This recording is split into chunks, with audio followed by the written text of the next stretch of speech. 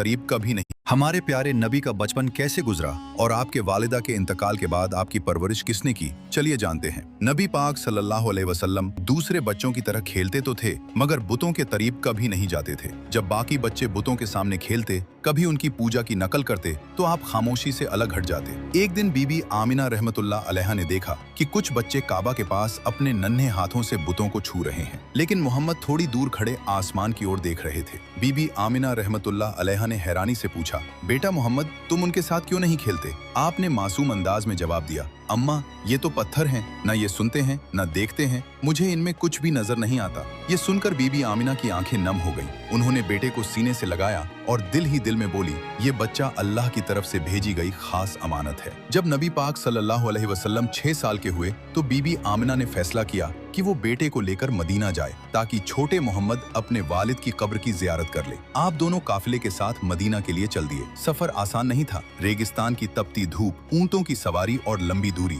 मगर नन्हे मोहम्मद की आंखों में अजीब सा सब्र और हौसला था। वे मदीना में तकरीबन 1 महीने ठहरे। रिश्तेदारों से मुलाकात हुई। जब वालिद के कब्र पर पहुंचे तो बीबी आमिना ने कहा, बेटा, यही तुम्हारे वालिद की कब्र है, वो तुमसे बहुत मोहब्बत करते थे। हुजूर सल्लल्लाहु अलैहि वसल्लम खामोशी से कब्र के पास खड़े रहे। मासूम आंखों से आंसू बहते रहे मगर जुबान से कोई लफ्ज न निकला। मदीना से वापसी पर काफिला अब्वा नाम की जगह पहुंचा। वहीं अचानक बीबी आमिना रहमतुल्लाह बीमार पड़ गई। बीमारी इतनी बढ़ गई कि चलना फिरना भी मुश्किल हो गया। उन्होंने अपने बेटे को सीने से लगाया और कहा, बेटा मोहम्मद, शायद अब मैं तुम्हारे साथ न रह सकूं, मगर याद रखना, तुम अकेले नहीं हो, अल्लाह तुम्हारे साथ है। तुम्हें वो जिम्मेदारी मिलेगी जो दुनिया में आज तक किसी और को नहीं मिली। 6 साल के छोटे मोहम्मद सल्लल्लाहु अलैहि वसल्लम की आंखों से आंसू बह रहे थे। कुछ ही देर के बाद बीबी आमिना रहमतुल्लाह अलैहा की रूह परवाज कर गई। हुजूर सल्लल्लाहु अलैहि वसल्लम की आंखों से आंसू थम नहीं रहे थे। काफिले वालों ने आपको वापस मक्का पहुंचाया और आपके दादा हजरत अब्दुल मुत्तलिब के हवाले कर दिया।